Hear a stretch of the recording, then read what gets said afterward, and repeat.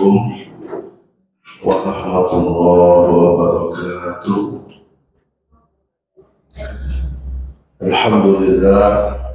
Alhamdulillahi rabbil alamin alladzi ahyana ba'dama amatana wa ilaihi nusyur. Asyhadu an la ilaha illallah wa asyhadu anna Muhammadan abduhu wa rasuluh. Allahumma salli wa sallim wa barik ala Muhammadin wa ala alihi wa sahbihi wa man tabi'ahu bi ihsanin ila yaumiddin. Subhanaka la ilma lana illa ma 'allamtana innaka antal alimul hakim. Qala Allah ta'ala fi kitabihil karim, a'udzu billahi minasy syaithanir rajim. Ya ayyuhalladzina amanu taqullaha haqqa tuqatih wa la tamutunna illa wa antum muslimun. Wa qala Allah ta'ala ya ayyuhan nas ittaqu rabbakum alladzi khalaqakum min nafsin wahidah wa khalaqa minha zawjaha wa bassa minhuma rijalan katsiran wa nisaa'a wattaqullaha allazi tasaaluna bihi wal arham innallaha kana 'alaikum raqiba. Amma ba'd. Bapak-bapak, ibu, hadirin hadirat jamaah salat subuh salat al-hidayah rahimakumullah. Kembali kita bersyukur kepada Allah dan mengucapkan alhamdulillahirabbil alamin dengan nikmat dan karunia yang Allah berikan kepada kita. Alhamdulillah, Allah masih memudahkan kita untuk bisa hadir menunaikan salat subuh berjamaah. Kemudian sesudahnya dapat pula kita hadir untuk majelis ilmu. Mudah-mudahan rangkaian amal yang kita lakukan pagi ini menjadi amal yang Allah terima dan menjadi pemberat pahala akhirat kita. Amin ya rabbal alamin. Salam dan salam kita sampaikan kepada Rasulullah Nabiyina wa Habibina Muhammad sallallahu alaihi wasallam. Allahumma sholli ala Muhammad wa ala ali Muhammad kama shallaita ala Ibrahim wa ala ali Muhammad kama barakta ala Ibrahim wa ala ali Ibrahim fil alamin innaka Hamidum Majid. Bapak Ibu sekalian rahimakumullah, pagi ini kembali kita melanjutkan kajian dari kitab Asy-Syama'il Al-Muhammadiyah, yaitu kitab yang membahas tentang kepribadian dan kehidupan Rasulullah SAW dalam bentuk berita yang disampaikan oleh para sahabat radhiyallahu ta'ala anhum ajma'in. Pagi ini Bapak Ibu kita akan membahas tentang bab yaitu sifat minuman Rasulullah SAW. Sebelumnya kita membahas makanan dan sifat makan Rasulullah, maka pagi ini kita membahas tentang sifat minuman Rasulullah SAW. Disebutkan hadatsana Ibnu Abi Umar qala hadatsana Sufyan an Ma'mar al-Zuhri an Urwah an Aisyah qala kana ahabba syarabi ila Rasulillah sallallahu alaihi wasallam al-hulmu al-barid. Disebutkan di dalam hadis dan ini sanadnya bersambung kepada Aisyah Ummul Mukminin radhiyallahu taala anha. Disebutkan bahwasanya Nabi sallallahu alaihi wasallam itu paling senang, paling suka dengan minuman yang manis dan dingin. minuman yang manis dan dingin. Disebutkan manis di sini artinya minuman itu terkadang ditambahkan oleh Nabi Shallallahu Alaihi Wasallam atau istri-istri beliau dengan madu, ya, atau dicampurkan dengan buah-buahan atau yang kita kenal dengan nabis. Ya, nabis itu air yang direndamkan buah ke dalam sehingga sudah masuk rasa buah ke dalamnya.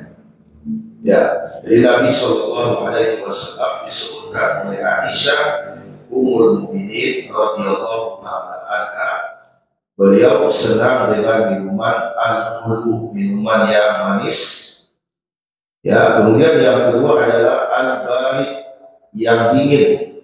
Dingin di sini maknanya bukan dingin dalam makna dicampur dengan es, bukan ya.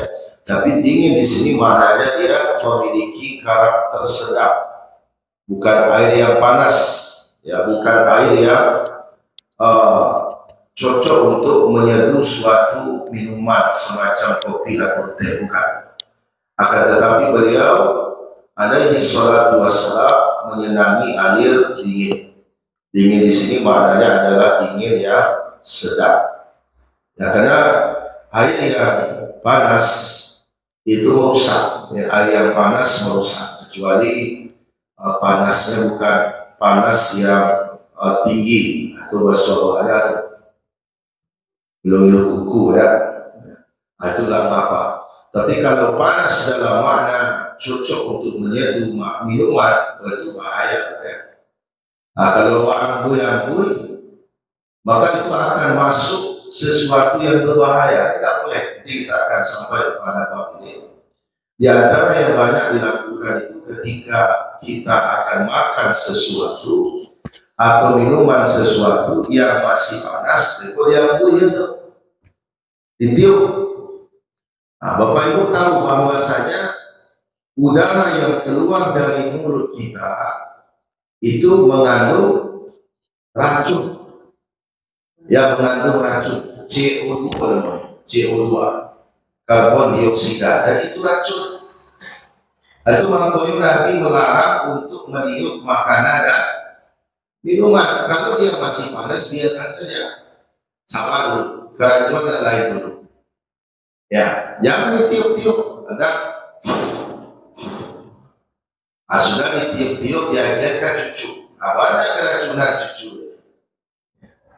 Ya, jadi Nabi Shallallahu Alaihi Wasallam beliau menyenangi al-hulwul baridu, air yang manis dan kemudian yang dingin, artinya tidak panas. Nah, Bapak Ibu sekalian rahimakumullah, ini di antara hadis yang menjelaskan tentang minuman yang biasa diminum oleh Nabi Shallallahu Alaihi Wasallam. Kemudian juga di antara hadis yang bercerita tentang bagaimana cara minum Nabi, ya, bagaimana cara minum Nabi. Disebutkan hadatsana Ahmad ibnu Mani' qala hadatsana Husain qala hadatsana Asim al-Ahwal wa Mughirah wa an-Sya'bi an Ibni Abbas anna Nabiy sallallahu alaihi wasallam syariba min Zamzam wa huwa qa'im. Di sini riwayatnya nanti sanadnya sampai kepada Ibnu Abbas, Abdullah bin Abbas radhiyallahu taala anhu, bahwasanya sesungguhnya Nabi Shallallahu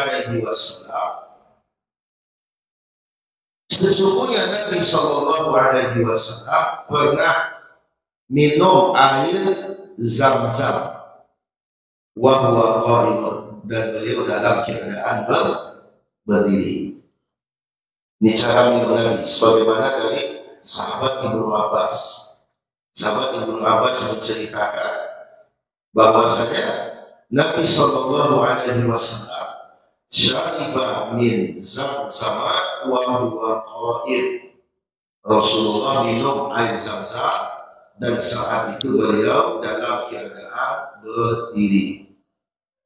Imam Ibnu Qayyim dalam kitabnya Zadul Ma'ad, beliau menjelaskan di antara petunjuk Nabi ketika minum adalah minum dalam keadaan duduk, ya, minum dalam keadaan duduk. Itu sifat asal, itu hukum asal. Akan tetapi boleh seseorang minum dalam keadaan berdiri, artinya tidak terlarang secara mutlak kalau seandainya memang keadaan, ya, keadaannya yang memang menuntutnya untuk berdiri. Misal seseorang tidak menemukan sesuatu yang memungkinkan dia untuk isyarat. Atau yang kedua, dia dalam keadaan yang sangat terburu-buru, yang tidak memungkinkan dia untuk duduk, sebab berpindah keadaan dari berdiri ke duduk, kemudian berdiri lagi, itu membutuhkan waktu. Sementara dia sangat terburu-buru. Ya, tapi hukum asal minum itu dalam keadaan duduk. Dan sekali-kali sewaktu-waktu apabila memang ada keadaan tertentu itu boleh dilakukan, terutama air Zam-Zam itu boleh dilakukan dalam keadaan berdiri. Jadi sebenarnya tidak ada pertentangan Bapak Ibu. Jadi kalau ada yang bertanya, ini mana sebenarnya duduk atau tagak, kedua-duanya dibolehkan, tapi hukum asalnya adalah duduk. Tapi kalau lalok, itu ya namanya. Ya kadang ada apa ya, dan sambil manjur, sambil menangkut ini. Ada sambil menangkut itu ya. Sambil menangkut ini minum, ya. Itu apa namanya ya? Posisi yang sangat santai sekali, tidak menghargai yang memberi, tidak menghargai minuman, termasuk dia tidak menghargai dirinya. Karena cara minum seperti itu akan menjadikan tubuh tidak dalam keadaan sehat. Masih saja bantu ulang minum sambil menangkut. Ya, ya. Kita lihat hadis berikutnya. Hadis ini juga diriwayatkan oleh Imam At-Tirmizi di antaranya. Ya. Disebutkan juga dari sahabat Ibnu Abbas radhiyallahu ta'ala, dari sahabat Ibnu Abbas, tapi dari jalur yang lain, ya, dari jalur yang lain. Kalau tadi jalurnya adalah Husain, kemudian Asif al-Ahwa. Sekarang itu jalurnya adalah Haddatsana Ibnul Mubarak, bercerita kepada kami Ibnul Mubarak. Jalurnya dari situ. Nanti ketemu juga dengan Ibnu Abbas. Informasi dari hadis ini persis sama. Disebutkan saqaitu Nabiyya sallallahu alaihi wasallam min Zamzam fashariba wa huwa qa'id. Adalah Nabi sallallahu alaihi wasallam, beliau minum air Zam-Zam, dan ketika itu beliau minum dalam keadaan berdiri. Ini jalurnya yang lain. Kalau tadi jalurnya adalah Husain, kalau sekarang jalurnya adalah Ibnul Mubarak. Jadi kalau nampak sesudah tawaf, kemudian ada yang minum air Zam-Zam dalam keadaan berdiri, ya memang tidak mengapa, boleh. Malah sebagian ahlul ilmi menyebutkan khusus air Zam-Zam itu hukumnya minum dalam keadaan berdiri atau duduk sama saja. Sampai ada yang mengatakan demikian. Tapi kalau air selain air zam-zam itu memang tetap dianjurkan dalam keadaan duduk. Tapi khusus air zam-zam itu mau berdiri mau duduk maka sama saja. Sekalipun tetap yang lebih baik menurut sebagian apabila memungkinkan tetap dalam keadaan duduk. Karena posisi duduk itu adalah posisi yang lebih santai, posisi yang lebih nyaman. Tapi kalau makan itu lain cerita. Ya, kalau makan itu dalam keadaan duduk. Ya. Tapi ada orang yang makan sambil duduk sambil lari. Saya kira itu. Baru sambil duduk sambil lari. Saya kira. Orang yang bawa kendaraan. Ya sambil duduk sambil berlari. Ya. Baik, Bapak Ibu sekalian, rahimahumullah. Kemudian yang perlu juga kita jelaskan tentang bagaimana kebiasaan Nabi Shallallahu Alaihi Wasallam ketika beliau minum. Disebutkan Nabi Shallallahu Alaihi Wasallam dari seorang sahabat yang disebutkan di sini adalah disebutkan Ibnu Abi Umar bercerita kepada kami, ia berkata Sufyan menceritakan kepada kami dari Yazid bin Jabir dari Abdurrahman bin Abi Amrah dari neneknya yaitu Kabsyah. Dia berkata, jadi sumbernya ini jalurnya adalah dari Kabsyah. Kabsyah ini perempuan ya.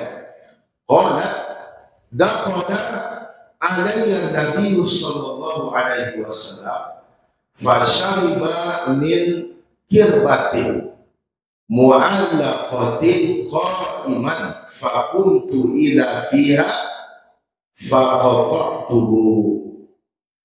Disebutkan bahwa Nabi pernah mengunjungiku, ya, Nabi pernah mengunjungiku, kata Kabsyah.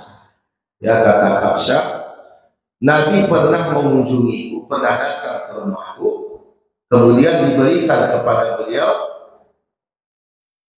minuman, dan diberikan kepada beliau minuman di suatu tempat yang kayak guci, kayak gerabah. Gerabah itu tidak terlalu besar, gerabah itu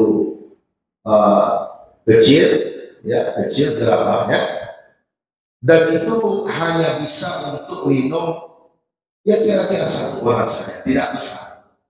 Maka Nabi Shallallahu Alaihi Wasallam pun meminumnya, dan ketika itu beliau meminumnya dalam keadaan berdiri. Beliau meminum air tersebut dalam keadaan berdiri. Ini juga dalil bahwasanya Nabi pernah minum dalam keadaan berdiri. Sekalipun hukum asal tetap kita sampaikan bahwasanya minum itu dalam keadaan duduk, karena Nabi mengatakan la yashrabanna ahadukum qa'ima. Janganlah sekali-kali salah seorang di antara kalian minum dalam keadaan berdiri. Jadi ibu-ibu bapak yang memahami hadis yang seolah-olah bertentangan, seolah-olah hadis ini berlawanan. Di satu sisi Nabi melarang, tapi di sisi lain Nabi melakukan. Atau jangan-jangan nanti Nabi tidak konsisten antara ucapan tidak sesuai dengan perbuatan. Itu tidak mungkin. Tidak mungkin itu ada pada Rasulullah SAW. Jadi secara hukum asal minum itu tetap dalam keadaan duduk. Yang secara hukum asal minum tetap dalam keadaan duduk, akan tetapi sekali-kali apabila memang dibutuhkan dengan sebab-sebab tertentu, maka boleh saja seseorang minum dalam keadaan berdiri. Ada penjelasannya. Baik, kemudian kita lanjutkan bab berikutnya, yaitu tentang bagaimana Rasulullah menggunakan minyak wangi.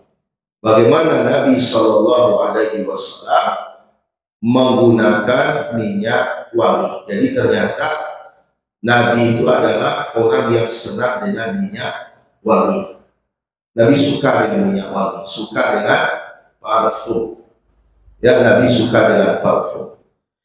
Disebutkan dalam riwayat Imam Ahmad, ada dalam kitab Al-Musnad, dari Anas bin Malik radhiyallahu ta'ala.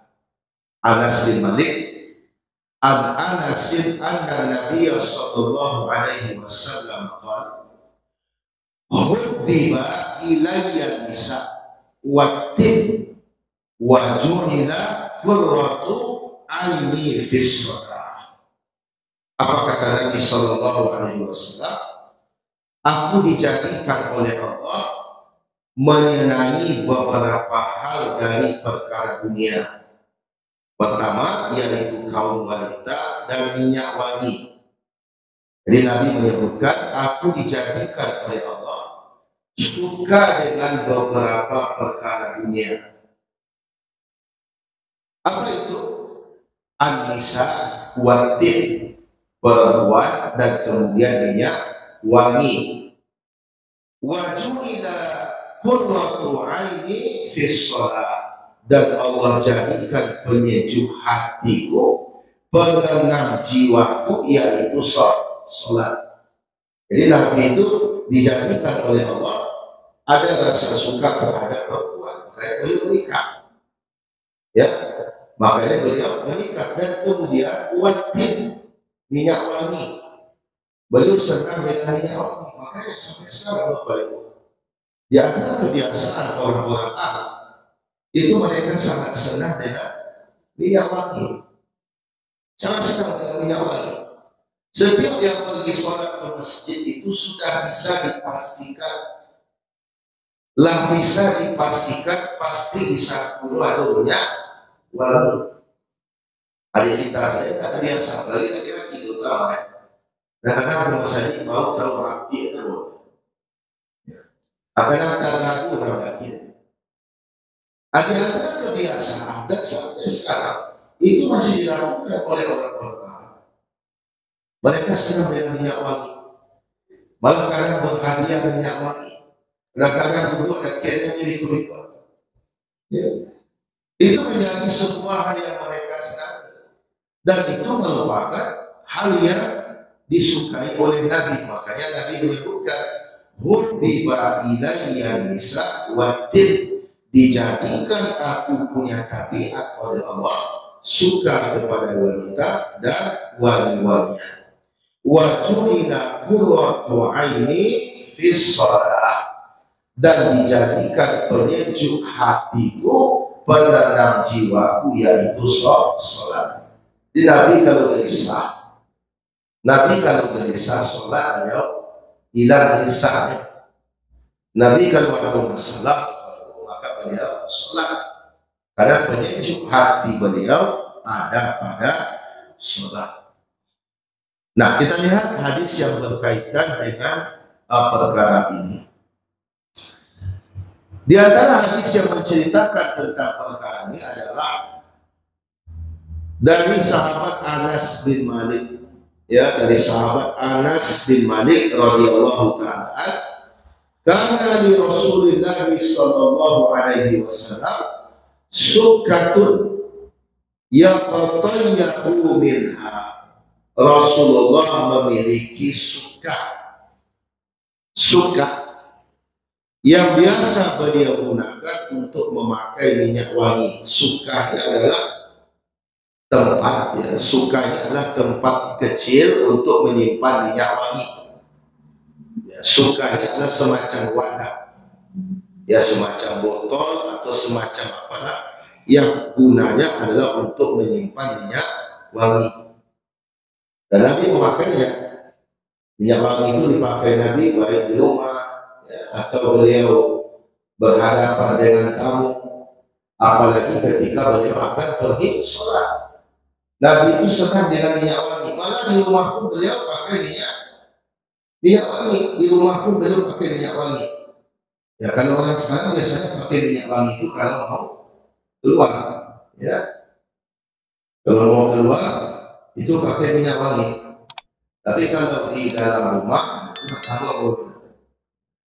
Nabi Shallallahu Alaihi Wasallam beliau memiliki tempat biasa beliau menyimpan minyak wangi. Ini menunjukkan bahwa ini adalah kebiasaan baik dari Nabi Shallallahu Alaihi Wasallam. Maka beliau itu tidak pernah ditemukan baik oleh sahabat ataupun istri beliau orang yang tidak nyaman dengan aroma Nabi. Yang jelas pertama Nabi itu sendiri wangi. Itu dayanya. Ditambah pula beliau pakai minyak wangi. Jadi wangi itu berkali-kali. Yang pertama Nabi itu sendiri sudah wangi. Sampai diceritakan Nabi itu kalau musim panas, kalau wangi sedang angin, Nabi itu lalu siang. Itu kalau keluar keringat beliau, ya, itu istri beliau akan menampung keringat itu. Jadi istri Nabi itu akan menampung keringat. Sehingga ketika Nabi berkeringat itu ditampung, dimasukkan ke dalam botol untuk dijadikan sebagai parfum. Tapi ingat itu khusus Nabi. Jangan dicoba oleh suami kita, baik begitu. Ya. Ini kekhususan Nabi Sallallahu Alaihi Wasallam. Ini kekhususan Nabi Sallallahu Alaihi Wasallam. Ya, baik. Ini berkaitan dengan Nabi Sallallahu Alaihi Wasallam. Beliau biasa memakai minyak wangi. Kemudian juga dari sahabat Anas bin Malik, radhiyallahu taala. Nah, kenapa banyak informasi dari Anas bin Malik? Karena Anas bin Malik itu pembantu Nabi. Ya, pembantu Nabi sehari-hari bergaul dengan Nabi, maka tentu Anas tahu kebiasaan Nabi. Disebutkan bagaimana Nabi Shallallahu Alaihi Wasallam, Inna Nabiyya Shallallahu Alaihi Wasallam karena la yuraddu tib. Disebutkan bahwa Nabi Shallallahu Alaihi Wasallam tidak pernah menolak minyak wangi. Tidak pernah menolak minyak wangi. Artinya apa? Apabila beliau diberikan hadiah berupa minyak wangi, maka itu pantang untuk beliau tolak. Ya, sekalipun beliau tidak meminta. Tapi kalau beliau diberikan minyak wangi, diberikan parfum, maka itu beliau terima. Menunjukkan bagaimana kesukaan Nabi Shallallahu Alaihi Wasallam kepada parfum atau minyak wangi. Kemudian juga ada informasi yang lain dari sahabat Ibnu Umar. Ibnu Umar ini adalah sepupu, ya, Ibnu Umar ini adalah putra dari Umar bin Khattab, adik ipar Nabi. Kakaknya namanya Hafsah. Hafsah ini salah seorang istri Nabi. Nah, apa kata Ibnu Umar? Bersumber dari Nabi Shallallahu Alaihi Wasallam, salasun la turaddu al-wasaid wad-duhnu wal-laban. 3 hal yang tidak patut untuk ditolak. 3 hal yang tidak patut untuk ditolak. Mana itu? Yang pertama adalah bantal-bantal. Ya, bantal-bantal, kasur atau semacamnya. Kemudian yang kedua, wad-duhnu. Kemudian minyak wangi. Kemudian yang ketiga adalah al-laban, yaitu susu. Biasanya 3 hal yang kita sebutkan ini adalah hadiah istimewa pada masa itu. Bantal, ya, bantal termasuk ke dalamnya kasur, termasuk ke dalamnya selimut. Apalagi pada masa dulu itu sesuatu yang berharga. Ya, kain itu sesuatu yang berharga. Kemudian minyak wangi, parfum. Ya, akan tetapi perlu kita sampaikan, khusus dengan perempuan, apabila dia hendak memakai parfum, maka parfumnya adalah yang aromanya lemah. Wanita boleh pakai parfum, tetapi aromanya lemah. Parfum yang aroma kuat itu adalah untuk laki-laki, bukan untuk perempuan. Nah, jadi terlihat apa mesti kali-kali parfum. Asiko kalau lalu ditampil pembawa sampah, hilang sampah. Ini para tidak boleh seperti ini. Ya, kemudian yang ketiga adalah susu. Minuman yang ketiga adalah susu. Ini adalah hadiah yang disebutkan tidak boleh ditolak, menunjukkan bagaimana Nabi SAW menyenangi, diantaranya adalah minyak wangi. Inilah bab yang kita kaji pada kajian ba'da subuh ini. Bapak Ibu sekalian, insya Allah nanti pada pertemuan berikutnya kembali kita akan mengkaji bagaimana keseharian Nabi SAW. Ya, sesudah ini bagaimana Rasulullah berbicara, bagaimana Rasulullah tertawa. Ya, banyak hal-hal yang perlu kita kaji tentang Rasulullah, dan tidak ada perbincangan yang paling indah kecuali perbincangan seorang kekasih terhadap kekasihnya.